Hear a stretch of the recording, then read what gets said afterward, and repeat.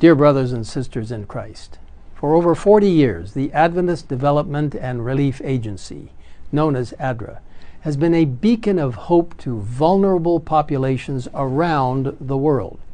It was established by the Seventh-day Adventist Church as its humanitarian arm. ADRA's mission has always been clear: to serve humanity so all may live as God intended. Throughout these decades, ADRA has reached millions of people, providing critical aid in the face of hunger, poverty, disasters, and conflict. ADRA's commitment to life-saving interventions has never wavered, driven by the biblical values of justice, compassion, and love, and the desire to serve all people with dignity. My dear father, Neil C. Wilson, was part of the church leadership that helped establish ADRA the way it is today.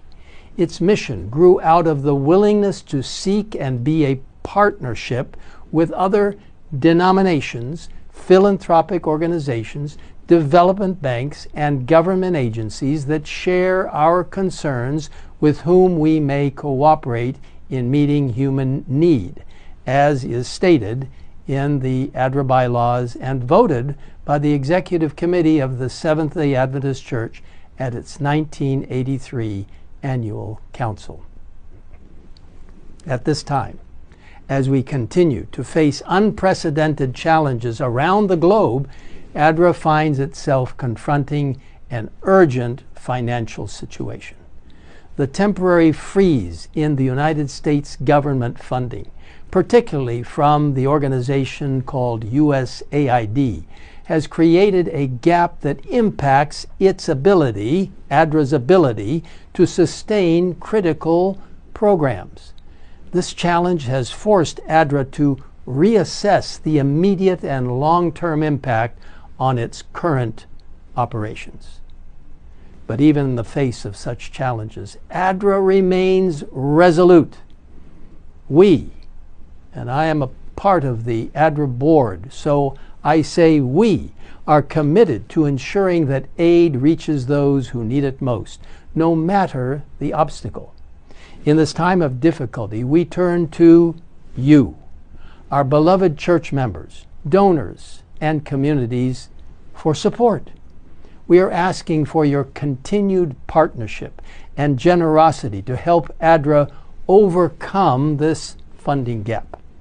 The needs of the vulnerable and displaced populations have never been more urgent, and without the faithful support of those like you who believe in the mission of ADRA, our ability to serve will be significantly hindered. My dear brothers and sisters, as followers of Christ, we are called to extend the love of God to all people, particularly those who are suffering and in need. ADRA's mission has always been about more than just providing aid. It is about helping to restore dignity, to give people the resources they need to thrive, and to show compassion and care as Jesus did in his ministry, which will then point people to Christ and his soon coming.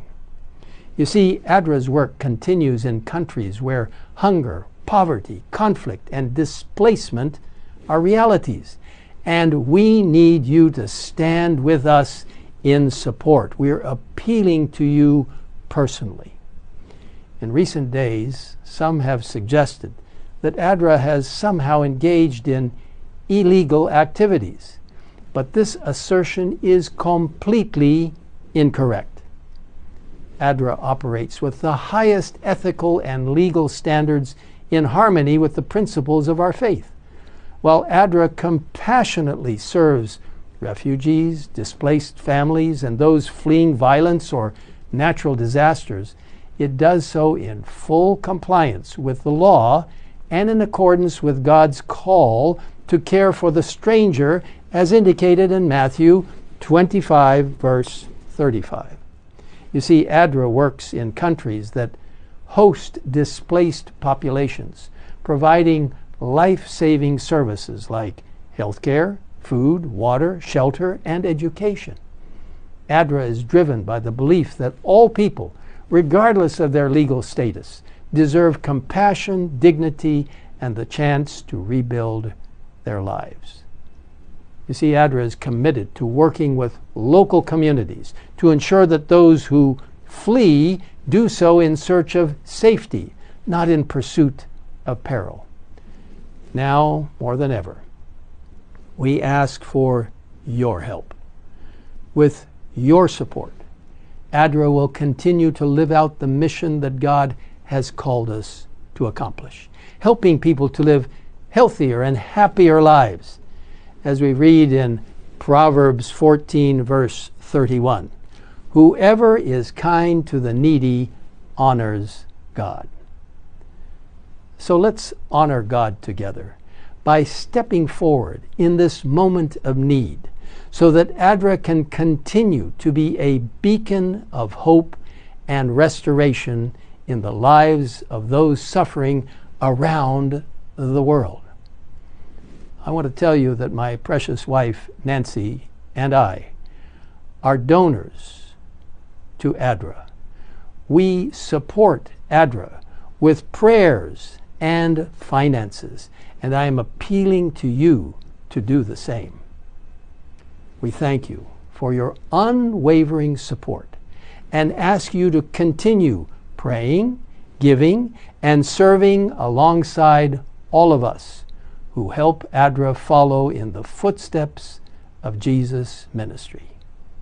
You see, my dear brothers and sisters, together we can ensure that our mission remains strong, our work continues, and our commitment to serving the vulnerable remains unshaken, all to God's glory. We are living in the last days of Earth's history. Jesus is soon to come.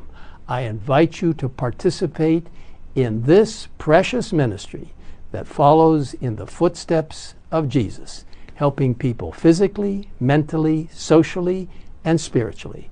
And I thank you for your support. God bless each one of you. Maranatha.